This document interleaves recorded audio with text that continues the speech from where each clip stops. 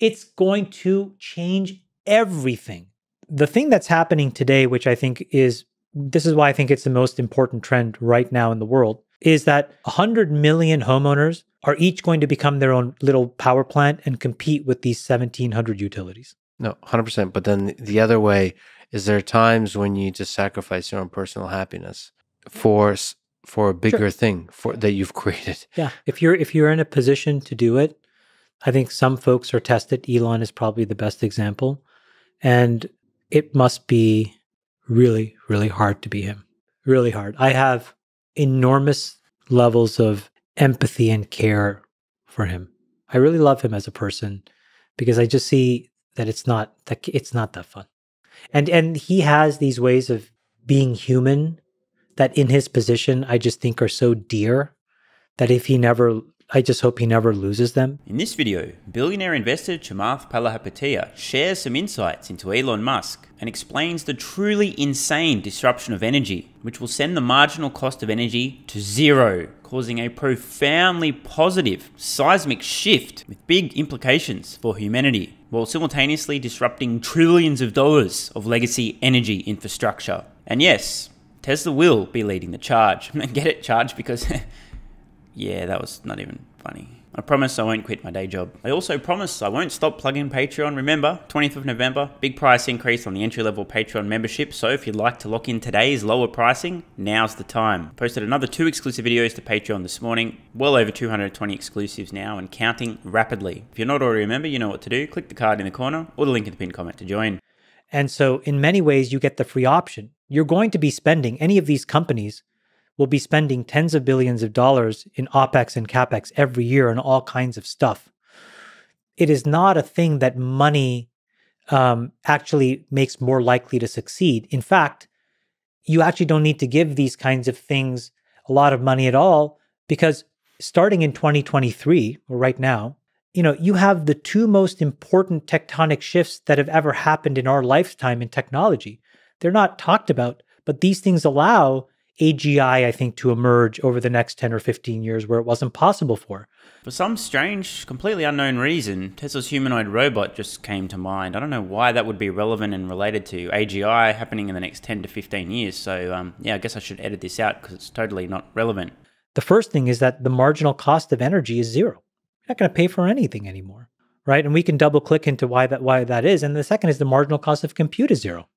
And so when you take the multiplication, or, if you want to get really fancy mathematically, the convolution of these 2 things together, it's going to change everything. So think about what $1 billion gets today. And we can use OpenAI as an example. $1 billion gets OpenAI a handful of functional models and a pretty fast iterative loop, right? But imagine what OpenAI had to overcome. They had to overcome a compute challenge. They had to strip together a whole bunch of GPUs. They had to build all kinds of scaffolding software. They had to find data center support. That consumes all kinds of money. So that $1 billion didn't go that far. So it's a testament to how clever that OpenAI team is. But in 4 years from now, when energy costs zero and basically GPUs are like, they're falling off a truck and you can use them effectively for free, now all of a sudden $1 billion gives you some amount of teraflops of compute that is probably the total number of teraflops available today in the world. Like, that's how gargantuan this move is when you take these 2 variables to zero. Does anyone know any companies that may stand to benefit from the marginal cost of energy falling to zero, and therefore, by extension, the marginal cost of training AI falling to zero? Any companies that may benefit? I don't know, companies that do training of neural networks with a shit ton of data coming in one end, working on some major AI problems. I don't know, like say autonomous vehicles or intelligent humanoid robots. Because if such a company existed, the capabilities of their AI could improve dramatically for almost zero cost. Man, I wish a company like that existed. I definitely want to buy their stock. There's like a million things to ask. I almost don't want to get distracted by the marginal cost of energy going to zero, because I have no idea what you're talking about. That is fascinating. Can I give you the 30 seconds? Sure. Okay. Yes. Okay. So if you look inside of the 2 most progressive states, the 3 most progressive states, New York, California, and Massachusetts, a lot of left-leaning folks, a lot of people who believe in climate science and climate change. A lot of folks who still believe it's for your protection, not our quarterly profits. The energy costs in those 3 states are the worst they are in the entire country. and energy is compounding at 3 to 4% per annum. So every decade to 15 years, energy costs in these states double. In some cases and in some months, our energy costs are increasing by 11% a month. But the ability to actually generate energy is now effectively zero. The cost per kilowatt hour to put a solar panel on your roof and a battery wall inside your garage, it's the cheapest it's ever been. These things are the most efficient they've ever been. And so to acquire energy from the sun and store it for your use later on literally is a zero cost proposition. So how do you explain the gap between the cost going up? Great question. So this is the other side of regulatory capture, right? We all fight to build monopolies. Well, there are monopolies hiding in plain sight. The utilities are a perfect example. There are 100 million homes in America. There are about 1,700 utilities in America. So they have captive markets. But in return for that captive market, the law says you need to invest a certain amount per year in upgrading that power line, in changing out that turbine, in making sure you transition from coal to wind or whatever. Just as an example, upgrading power lines in the United States over the next decade is a $2 trillion proposition. These 1,700 organizations have to spend, I think it's $250 billion a year just to change the power lines. That is why, even though it costs nothing to make energy, you are paying double every 7 or 8 years. It's CapEx and OpEx of a very brittle old infrastructure. On this, great book I highly recommend you read if you really want to nerd it out and understand what an absolute clusterfuck the existing infrastructure is for the energy grid. The book is called The Grid by Gretchen Bucky. Well worth the read. It's like you trying to build an app and being forced to build your own data center. And you say, but wait, I just want to write to AWS.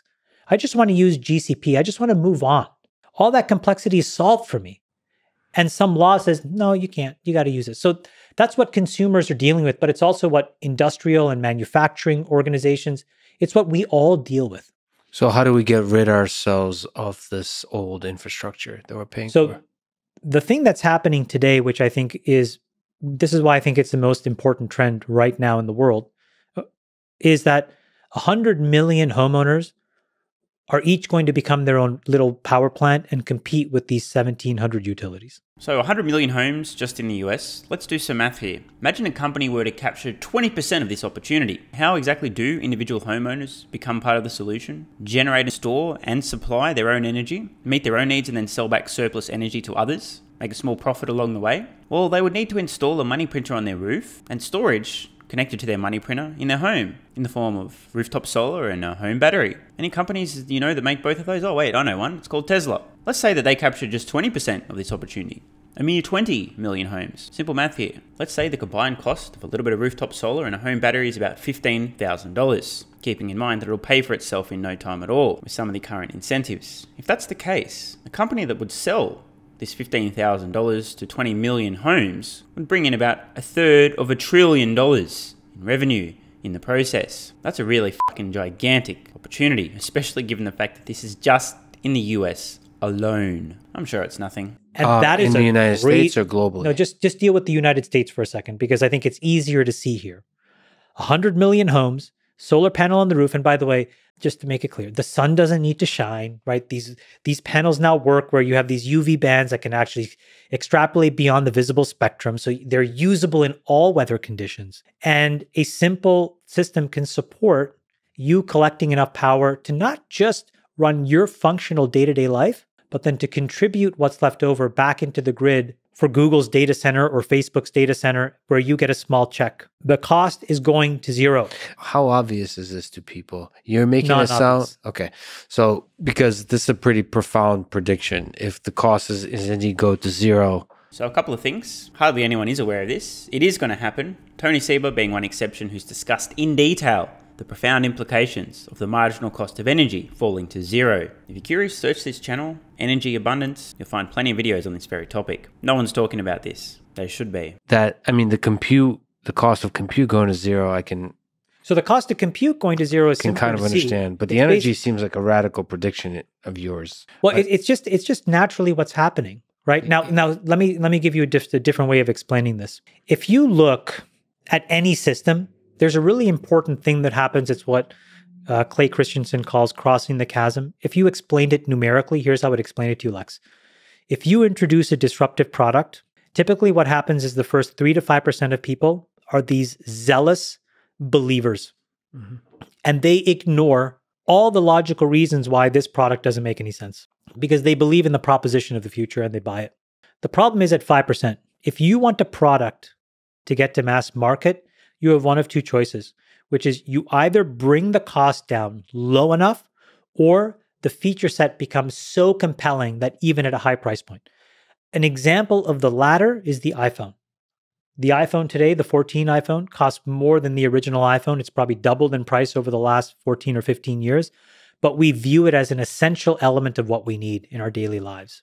It turns out that battery EVs and solar panels are an example of the former, because people like President Biden, with all of these subsidies, have now introduced so much money for people to just do this, where it is a money-making proposition for 100 million homes. It is profoundly important to understand this. Now, if you're a regular viewer of the channel, you'll have heard me describe certain situations in which a company or a consumer may in fact require brain damage to make a certain decision. For example, a consumer who can afford a vehicle price comparable to an electric vehicle, Tesla or otherwise, who instead chooses to buy an ICE vehicle, unless they're trying to add a few inches to their micropenis or their height and compensate for insecurities, and that's why they're buying the vehicle. If they're a cost-conscious consumer, they already require brain damage today to buy an ICE vehicle over an EV, because over the lifetime of ownership, the EV is going to be significantly cheaper. A couple of years from now, the sticker price of an EV will be significantly cheaper than a comparable ICE vehicle, and the total lifetime cost of ownership will be even lower. At this point,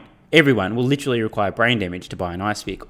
Another example are companies with large vehicle fleets, whether we're talking about sedans, trucks, or semis. We're already at a point today where the same cost savings a consumer might see are amplified manyfold over in the commercial fleet because of the higher utilization, the higher number of miles each of these vehicles drives in a single year. The same is true with the Tesla Semi, first deliveries beginning on December 1st to Pepsi. Any CFO of any company who doesn't immediately begin purchasing fully electric vehicles, semis, to deliver goods should not have a job. They would literally require brain damage. And now the same thing is true for consumers installing solar and a home battery in their homes. Now, the caveat here, depending on government incentives and rebates for installing solar and home batteries, there may be some upfront cost to some consumers. But again, lifetime ownership costs, these things are money printers. Not only can you generate your own energy for your own needs, but if you store that and generate a surplus, you can sell that back, which subsidizes the cost of the hardware. There are also many schemes around the world from governments can pay the entire cost to install solar on your home for you ahead of time. You can use a differential between your old energy costs, your old bill, and your new bill to pay for the hardware over time. Then after that, total cost for energy plummets. We're already at a point now where it is an absolute no-brainer to install solar and a home battery in most parts of the world, and government incentives will make this even more of a no-brainer. And what you're seeing as a result are all of these companies who want to get in front of that trend. Why? Because they want to own the relationship with 100 million homeowners. They want to manage the power infrastructure. Amazon, Home Depot, Lowe's, you can just name the company. So if you do that and you control that relationship, they're going to show you, for example, Amazon will probably say, if you're a member of Prime, we'll stick the panels on your house for free. We'll do all the work for you for free. And it's just a feature of being a member of Prime. And we'll manage all that energy for you. It makes so much sense. And it is mathematically accretive for Amazon to do that. It's not accretive for the existing energy industry because they get blown up. It's extremely accretive for peace and prosperity. If you think the number of wars we fight over natural resources, take them all off the table if we don't need energy from abroad. There's no reason to fight. You'd have to find a reason to fight. There'd be a moral reason to fight. But the last number of wars that we fought were not as much rooted in morality as they were rooted in.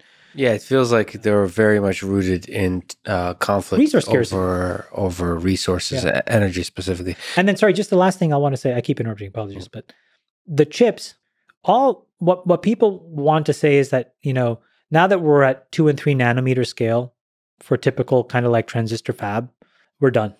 And, forget about transistor density, forget about Moore's law, it's over. And I would just say, no, look at teraflops, and really teraflops is the combination of CPUs, but much, much less important, and really is the combination of ASICs, so application-specific ICs, and GPUs. And so you put the two together.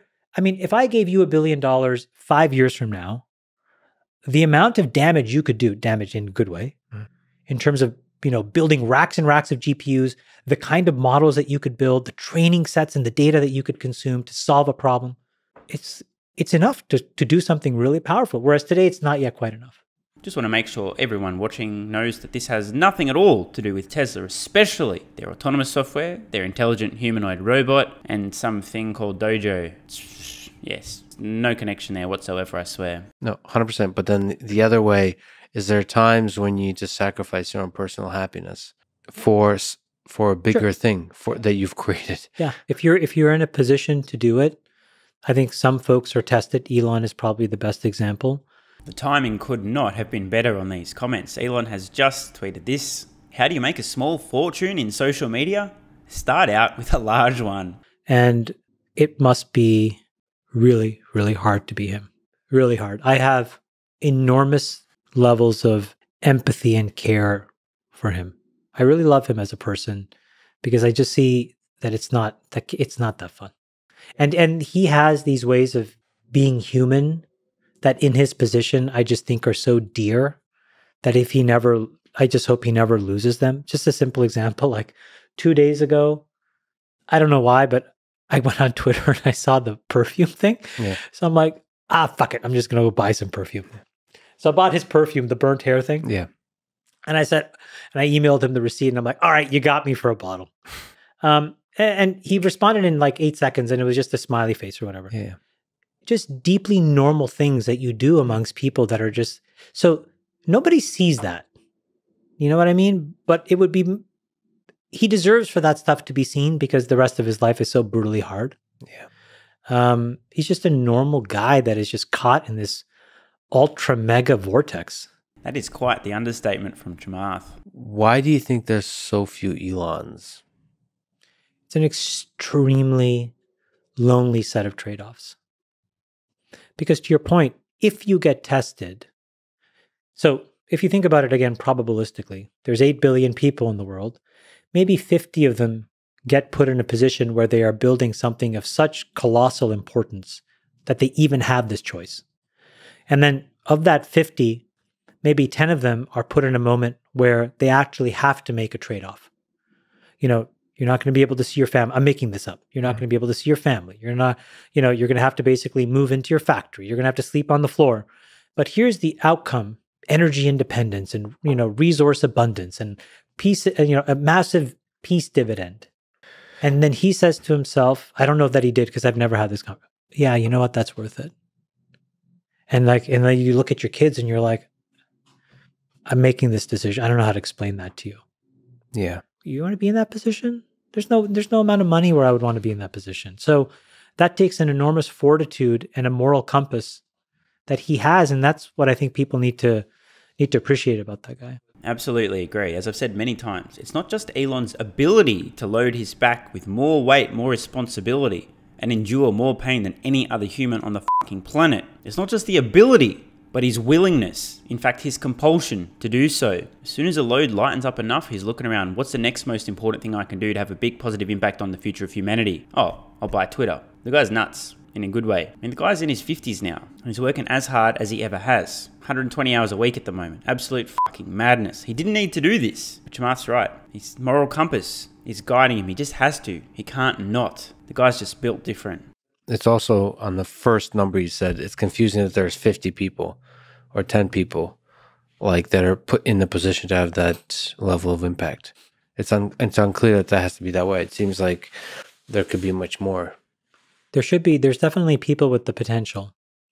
But think about his journey, his mom had to leave a very complicated environment, moved to Canada, moved to Toronto, a small apartment, just north of Bay and Bloor, if you've ever been to Toronto. I remember talking to her about this apartment. It's so crazy because I used to live like around the corner from that place and raise these 3 kids and just have to. So how many people are going to start with those boundary conditions?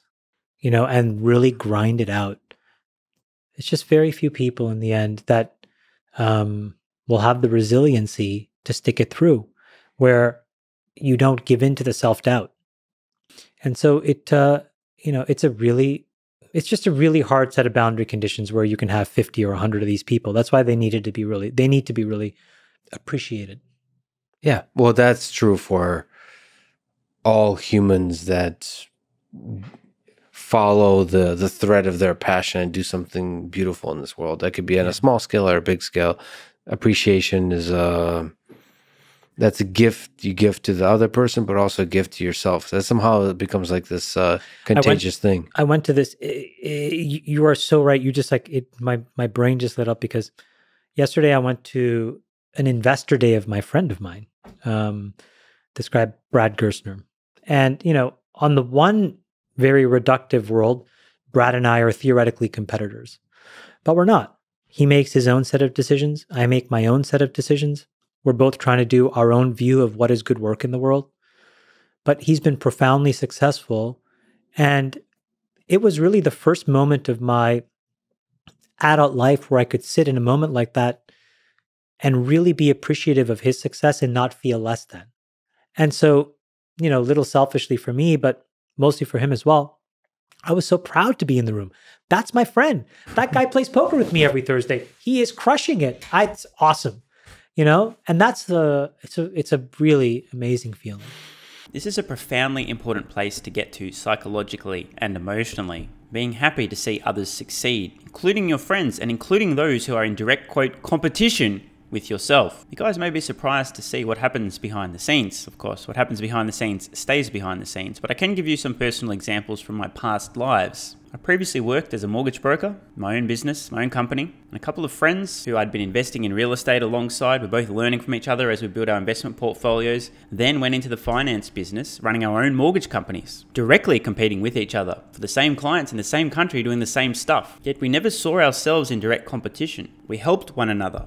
We learned from one another. We shared tips and ideas. When a client would come to me and I realized their personality wasn't a great match, I'd actually refer them to one of the other guys that were doing the same work. I could have taken them on board, but I knew they'd be better served by somebody else. Some people have a lot of difficulty with this. It takes a lot of emotional maturity. A lot of people have this mindset. If they're doing well, then that means I'm not doing as well. There's a very easy litmus test to see how much progress you've made as a human in this particular regard. If you hear a friend of yours is doing very well, maybe they've got a new promotion, got a big pay increase, their business is successful, they're earning a high income, they're dating a 10. Yes, I did just use that to describe a woman. That's what we do, women, sorry, but it's true. Is your reaction jealousy, envy, kind of want to get back at them? Or do you just feel nothing but happiness and joy on their behalf? This same principle applies beyond those you know in real life, in your inner circle, your social circle, your friend network and family members.